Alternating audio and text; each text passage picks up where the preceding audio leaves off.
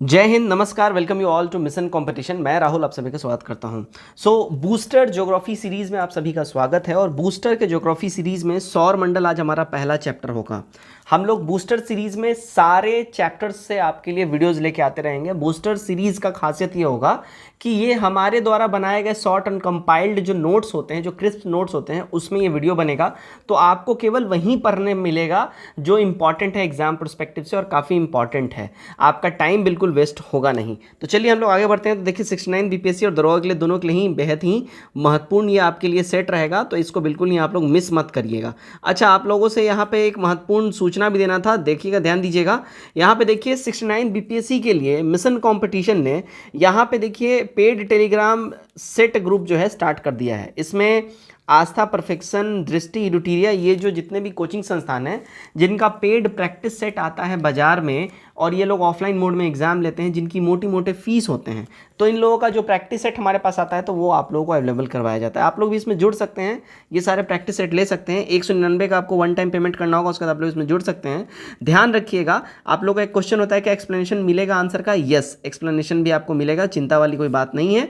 9708351194 इस नंबर के ऊपर में आप लोग व्हाट्सएप कीजिएगा और व्हाट्सएप करने के बाद आपको पेमेंट करने के बाद वहाँ पे ऐड कर लिया जाएगा। चलिए स्टार्ट करते हैं हम लोग।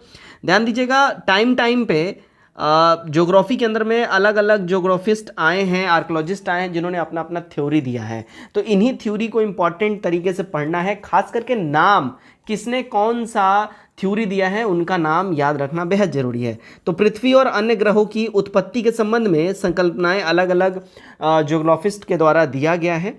पहला जो संकल्पना है अद्वैतवादी संकल्पना, इसको मोनोइस्टिक कॉन्सेप्ट भी कहते हैं, यानी कि एक तारा संकल्पना इसको हम लोग कहते हैं। इसके अंदर ये बोला गया है कि भाई एक ही तारा है, यानी कि सन को एक तारा माना गया और बोला गया है कि इन्हीं के द्वारा पूरा जो ब्रह्मांड है वो दीप्तिमान है और यही ऊर्जा के सोर्स हैं।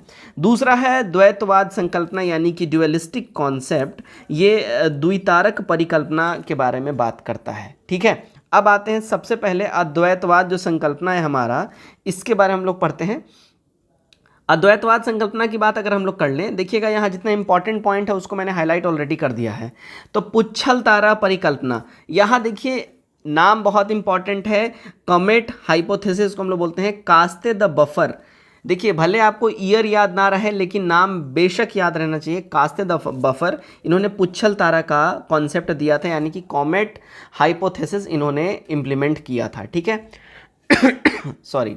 नेक्स्ट है देखिए व्यवय राशि परिकल्पना, यानी कि गैसियस हाइपोथेसिस। इनको इमैनुअल कांट ने जो है इनको प्रतिपादित किया था साल 1755 के अंदर में।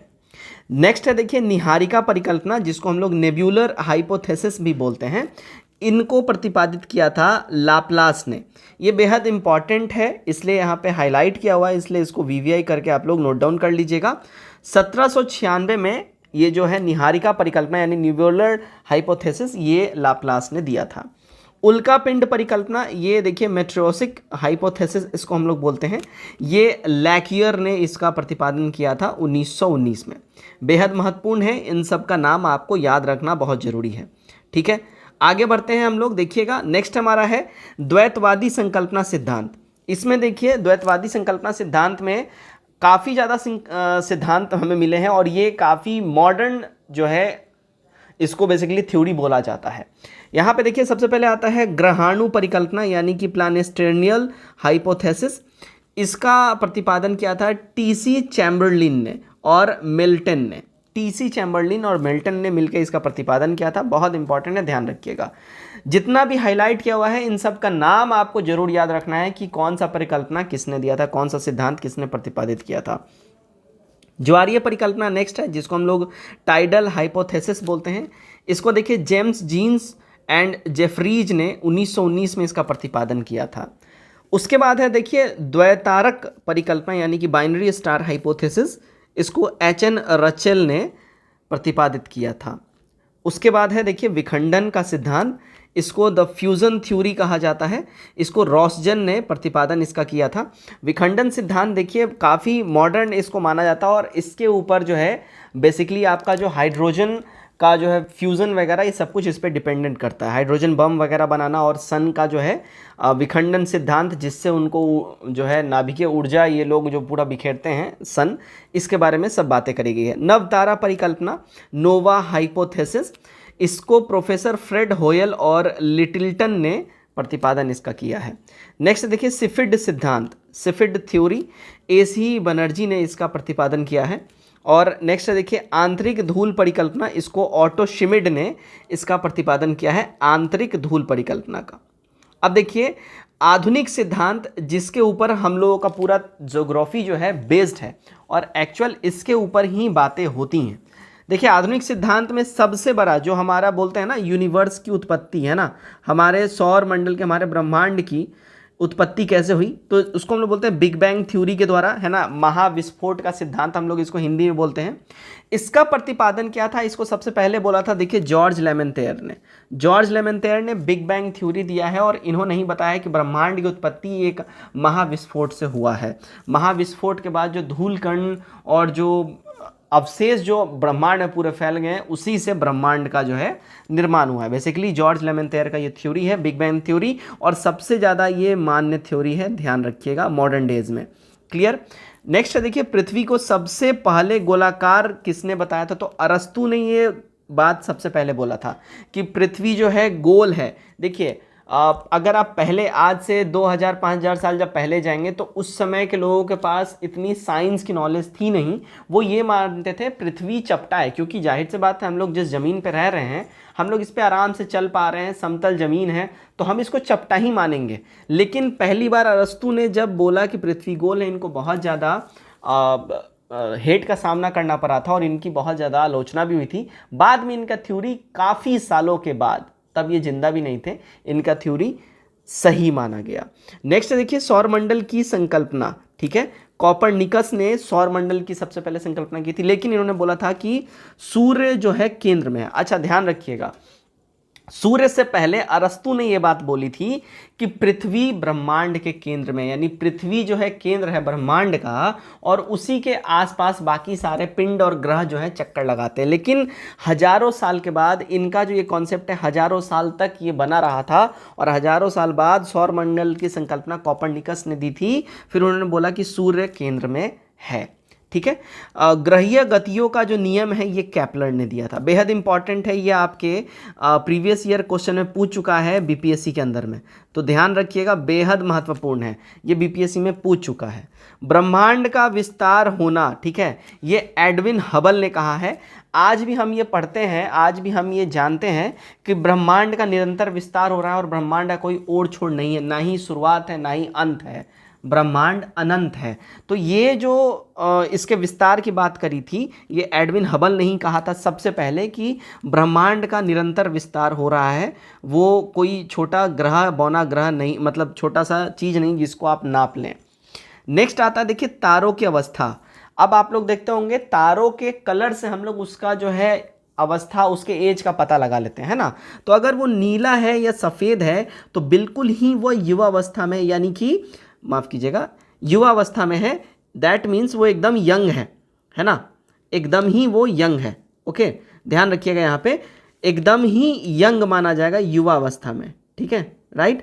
अगर वो नारंगी रंग में है यानी कि वो प्रौढ़ अवस्था में है, प्रौढ़ मतलब कि इसको आप बोलिए वयस्क है, ठीक है, यानी कि एक मैच्योर तारा ये हो गया है, ये आप बोल सकते हैं। अगर वो लाल रंग में है यानी वो वृद्ध हो गया है, यानी कि अब वो ओल्ड हो गया है, पुराना हो गया है, अब वो बुजुर्ग हो गया है, ठीक है, ध्यान रखिएगा इस बात का। आगे अभी हम लोग देखेंगे कि तारा जब बुढ़ापे में चला गया, बुढ़ापे के बाद कैसे ये खत्म होता है और कैसे ये ब्लैक होल में कन्वर्ट हो जाता है, ये सब भी हम लोग आगे देखेंगे। अब देखिएगा सबसे पहले हम लोग यहाँ पे देख लेते हैं जितने हमारे 8 जो ग्रह हैं, ग्रहों की स्थिति क्या है और कैसे इसका हम लोग अध्ययन करेंगे, है ना, क्रोनोलॉजिकल वे में इसको हम लोग देखेंगे। बिल्कुल जिस तरीके से ग्रह है मैंने उस हिसाब से ही सजाया हुआ है। सबसे पहले यहाँ ध्यान रखिएगा, सन अपना आता है और सन के इर्द गिर्द ही बाकी सारे ग्रह चक्कर काटते हैं। तो ये जो 4 ग्रह आपको दिख रहा है, इन 4 ग्रह को हम लोग पार्थिव ग्रह या आंतरिक ग्रह कहते हैं, और इधर के जो 4 ग्रह आपको देख रहे हैं इनको हम लोग बाह्य ग्रह बोलते हैं या बृहस्पतीय ग्रह या जोवियन ग्रह भी हम लोग इसको कहते हैं। अब देखिए सूर्य से सबसे निकटतम जो है वो अपना बुध है, उसके बाद शुक्र है है ना। अच्छा, शुक्र को पृथ्वी की जुड़वा बहन भी कहते हैं, भोर का तारा, सांझ का तारा, ये हम लोग शुक्र को कहते हैं। पृथ्वी का जो है सूर्य के बाद तीसरे नंबर पे पोजीशन आता है, ध्यान रखिएगा, और मंगल का चौथे नंबर पे, ठीक है। अच्छा, सबका अंग्रेजी में भी नाम आपको याद रखना है, क्योंकि बहुत बार ऐसा होता है कि हिंदी में नाम नहीं दिया हुआ था, अंग्रेजी में ही नाम रहता है, तो आपको इंग्लिश वाला भी नाम याद रखना जरूरी है। बुध यानी मर्क्यूरी, शुक्र यानी वीनस, पृथ्वी यानी अर्थ, और मंगल यानी मार्स, ठीक है।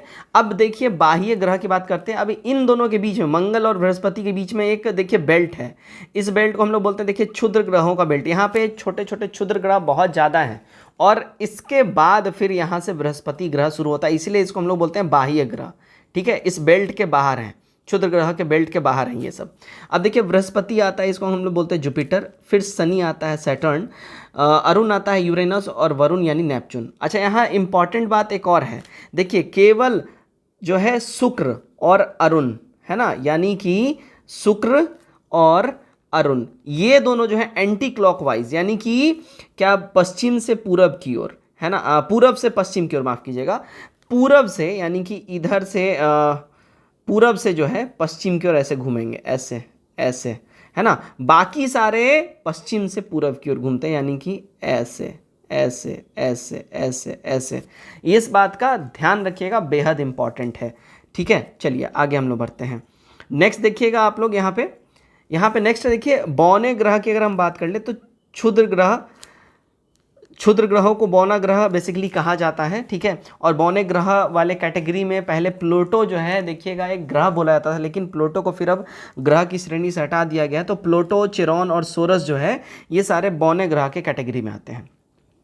आकार के अनुसार बड़े से छोटा ग्रह की अगर हम बात करें, सूर्य से जो है इसके संबंध में नहीं बात हो रही है, ग्रह के हिसाब से बात हो रही है आकार में। सबसे बड़ा बृहस्पति है, आपने पिक्चर में देखा होगा, फिर शनि है यानी कि सैटर्न, फिर अरुण, फिर वरुण। पृथ्वी का नंबर है 5वां, है ना। बड़ाई यानी कि इसके साइज के हिसाब से पृथ्वी 5वें नंबर पे, फिर शुक्र, फिर मंगल, फिर बुध। बुध सबसे छोटा है और बुध सबसे नज़दीक भी है, बुध सबसे आखिर में है ना, ध्यान रखिएगा। अब नेक्स्ट हम लोग बात करते हैं, देखिए सूर्य का निकटतम तारा, सूर्य से संबंध में हम लोग बात कर लेते हैं। तो पृथ्वी का सबसे निकटतम तारा है सूर्य। अच्छा, ध्यान रखिएगा, सूर्य भी एक तारा है, तारे कैटेगरी में इसको रखा जाता है, ठीक है। सौर मंडल के द्रव्यमान का 99.99% मास यानी कि द्रव्यमान अकेला सूर्य का है, इतना विशालकाय सूर्य है, बस जान लीजिए। पृथ्वी से 109 गुना ज़्यादा बड़ा है, ठीक है। इसका व्यास की बात करें तो 13,91,016 किलोमीटर है। देखिए इसको 13.16 भी हम लोग लिखते हैं, 13.16 किलोमीटर, तो ये ध्यान रखिएगा, कभी कभी ऐसे भी लिखा रहता है। सूर्य की आयु देखिए 5 अरब वर्ष आंकी जाती है, और इसकी आयु जो है 10 अरब वर्ष के आसपास बताई जाती है। देखिए कहीं कहीं 4.2 या 4.5 ईयर्स रहता है, तो ये भी सही है, ये ध्यान रखिएगा। आपको ये रहे 5 अरब वर्ष रहे, आपको इसी के आसपास मारना है। अच्छा, इसका एज जो है 10 अरब वर्ष आंका गया है, तो इसके हिसाब से सूर्य आधा जिंदगी अपना जी चुका है। रासायनिक संगठन की अगर हम बात करें, सूर्य के अंदर में कौन कौन से रसायन मिलते हैं, तो रासायनिक संगठन देखिए, सूर्य में हाइड्रोजन की मात्रा 71% है, जो हमेशा इसमें विस्फोट कराती रहती है। हीलियम 26.5% है, और लिथियम या यूरेनियम इसमें 2.5% के आसपास है। तो ये सूर्य के अंदर रसायन सब ये सारे भरे हुए हैं। अब देखिए सूर्य का जो केंद्रीय भाग होता है उसको बोला जाता है कोर, और बाहरी भाग को प्रकाश मंडल कहा जाता है। और बाहरी भाग का जो टेम्परेचर होता है वो देखिए 6000 डिग्री टेम्परेचर होता है, और अंदर के भाग का बहुत ज़्यादा 15,000 20,000 डिग्री का टेम्परेचर, इससे मोर देन दैट रहता है। वर्णमंडल यानी क्रोमोस्फेयर, प्रकाश मंडल के लाल किनारे। अब देखिए ये जो सूर्य होता है ना, ये सूर्य, तो इसके साइड का जो ये हिस्सा रेड वाला होता है ना, इसको हम लोग बोलते हैं वर्णमंडल, इसके लाल किनारे को हम लोग वर्णमंडल बोलते हैं। किरीट यानी कोरोना, ये एक्स किरणें उत्सर्जित करता है, और ध्यान रखिएगा जो सूर्य ग्रहण के समय ही केवल दिखाई देता है, जब सूर्य ग्रहण लगता है उसी समय कोरोना जो है दिखाई देता है, और ये एक्स किरणें उत्सर्जित करता है, बेहद महत्वपूर्ण है, ध्यान रखिएगा। नेक्स्ट देखिएगा फरनहाफर रेखाएं। फरनहाफर रेखाएं ये सूर्य के संबंध में ही हैं। ये काली रेखाएं होती हैं जिन्हें सूर्य की सतह पर देखा जा सकता है। फरनहाफर रेखाएं ये काली काली रेखाएं होती हैं जो सूर्य के अपर स्पेस पे रहती हैं।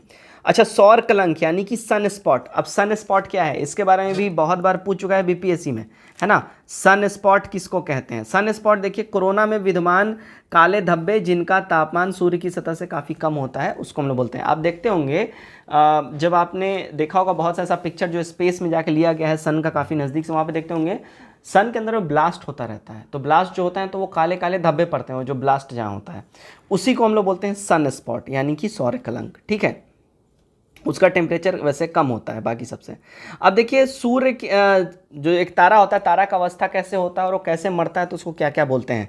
देखिए चंद्रशेखर सीमा, ये 1.44 सौर द्रव्यमान, इसको मापा गया चंद्रशेखर लाइन को, चंद्रशेखर सीमा को। और तारों की अवस्था देखिएगा, सबसे पहले होता है वाइट ड्वार्फ। वाइट ड्वार्फ यानी श्वेत वामन इसको हम लोग बोलते हैं। फिर आता है ब्लैक ड्वार्फ, ठीक है। फिर सुपरनोवा में एक तारा कन्वर्ट होता है। उसके बाद का जो स्थिति होता है वो न्यूट्रॉन होता है। जब तारा बिल्कुल मर जाता है वो ब्लैक होल में परिवर्तित होता है, यानी कि इसमें सबसे ज़्यादा गुरुत्वाकर्षण बल होता है, सबसे ज़्यादा गुरुत्वाकर्षण वाला ये पिंड होता है। ध्यान रखिएगा, इसके अंदर इतना ज़्यादा गुरुत्वाकर्षण होता है कि इसके आर पार प्रकाश भी नहीं जा सकती, आर पार कुछ नहीं जा सकता है। इस बात का आपको ध्यान रखना होगा। नेक्स्ट देखिएगा, अगला है हमारा यहाँ पे कि सर्वाधिक तापांतर वाला ग्रह बुध है, और कोई वायुमंडल नहीं होने के कारण ही यहाँ पे सबसे ज़्यादा टेम्परेचर होता है।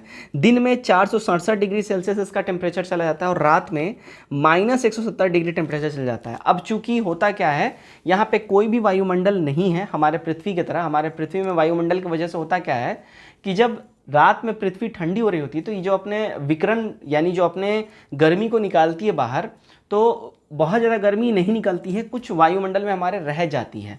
लेकिन जैसे ही यहाँ बात अगर हम करेंगे बुध की, तो बुध में होता क्या है, जितनी जल्दी पृथ्वी गर्म होती है रात के समय उतनी जल्दी ठंडी होती है, और ये अपना सारा का सारा हीट को बिल्कुल ही छोड़ देती है। जब ये पूरा हीट छोड़ देती है तो ये बिल्कुल ही ठंडी हो जाती है, -170 डिग्री टेम्परेचर तक चल जाती है।